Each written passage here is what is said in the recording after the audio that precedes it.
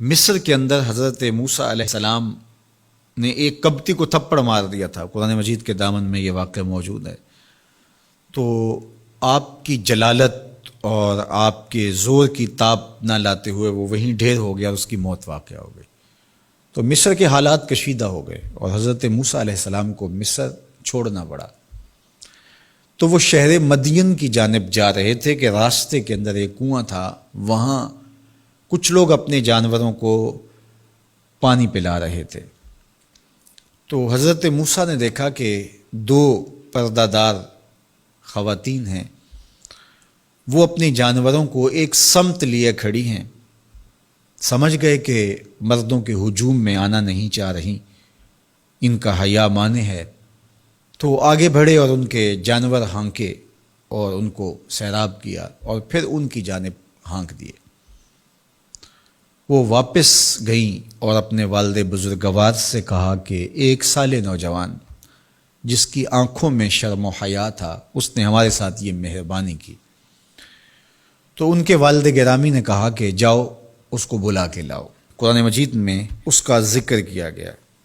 فجاءتہ احداہما تمشی علی استحیاء، ان میں سے ایک خاتون حیا میں سمٹی ہوئی حاضر ہوئی۔ اس نے کہا کہ ہمارے والد گرامی آپ کو بلاتے ہیں، آپ نے ہمارے ساتھ جو مہربانی کی ہے اس کا وہ اجر دینا چاہتے ہیں۔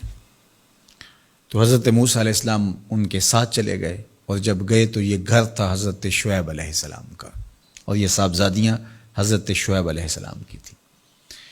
تو اس خاتون کا شرم و حیا کے ماحول میں حضرت موسیٰ علیہ السلام کو یہ کہنا اور چل کے اس انداز سے آنا، قرآن نے اس کی حکایت بیان کی ہے۔ تو خدا کو پسند ہے کوئی خاتون حیا کے ماحول میں آئے تو اللہ اس کی آمد کو اور اس کے آنے کو قرآن کا عنوان بنا دیتا ہے، اور قرآن کی حکایت بنا دیتا ہے کہ جو خاتون حیا کے جوہر کی مالکہ ہو وہ اللہ کو کتنی اچھی لگتی ہے۔ اللہ اکبر۔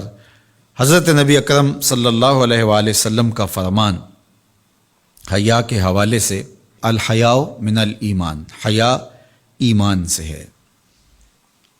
تو جتنے بھی ایماندار لوگ ہیں وہ پھر حیا کے جوہر سے مزین ہوں گے، مالا مال ہوں گے۔ آپ دیکھ لیجئے، سب سے بڑے ایماندار تو میرے اور آپ کے آقا مولا ہیں، اور حضور کمواری لڑکی سے زیادہ حیادار تھے۔ باقی حضور کے اصحاب دیکھ لیجئے، ان کا حیا، اور حضور کی ازواج مطہرات کا حیا دیکھیے۔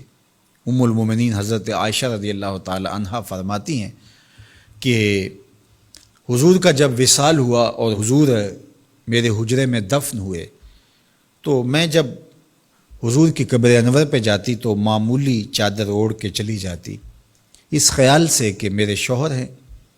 پھر حضرت ابوبکر صدیق رضی اللہ تعالیٰ عنہ کا وصال ہوا تو وہ بھی ساتھ دفن ہو گئے، تو میں پھر بھی اسی حالت میں جاتی، اور میں سوچتی کہ ایک میرا شوہر ہے اور دوسرا میرا والد ہے۔ کہا پھر حضرت عمر رضی اللہ تعالیٰ عنہ کا انتقال ہوا اور وہ بھی ساتھ مدفون ہوئے۔ تو حضرت ام المومنین فرماتی ہیں کہ اب جب میں جاتی تو میرا جانے کا انداز مختلف تھا۔ فواللہ ما دخلت الا وانا مشدودۃ علی ثیابی حیاء من عمر۔ کہا اب جب بھی میں جاتی تو خوب اوڑھنی اوڑھ کے اور چادر لے کے جاتی، مجھے عمر سے حیا آتی۔ یہ ام المومنین کا انداز زندگی ہے۔ مخدرات اسلام کو اس سے سیکھنا چاہیے۔ جو قبر میں دفن ہیں ان سے بھی یہ حیا کریں، جو مومنوں کی ماں بھی لگتی ہیں۔ اور آج یہ دلائل دیے جائیں کہ پردہ تو جناب دل کا ہوتا ہے، چہرے کا پردہ تو نہیں ہے۔ باقی کسی کو اپنی آنکھ میں شرم پیدا کرنی چاہیے۔ عورت کو کیا ضرورت ہے کہ وہ اپنے آپ کو ڈھانپ کے رکھے؟ اب ام المومنین کا عمل یہ ہے کہ فرماتی ہیں کہ میں اپنے آپ کو خوب سمیٹ کے جاتی حیاء من عمر۔ عمر قبر میں ہیں لیکن ام المومنین فرماتی ہیں مجھے پھر بھی حیا آتی۔ اور حضرت سیدہ طیبہ طاہرہ حضرت فاطمہ تو زہرا رضی اللہ تعالی عنہا نے کہا کہ عورت کے لیے بہترین پردہ یہ ہے کہ اس کو کوئی غیر مرد نہ دیکھے اور وہ غیر مرد کو نہ دیکھے۔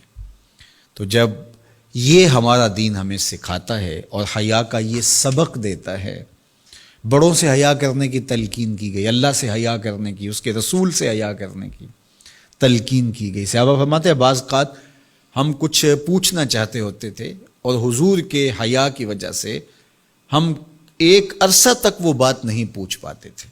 آج دادا کے سامنے بچے جس طرح بات کرتے ہیں اور جس طرح بچوں سے حیا کا جوہر ختم ہو گیا ہے اور اس کو وہ تہذیب نو کا کرشمہ سمجھتے ہیں اور جدید دور کی کرامت سمجھتے ہیں، یہ دور جدید کی کرامت نہیں ہے، یہ جاہلیت ہے۔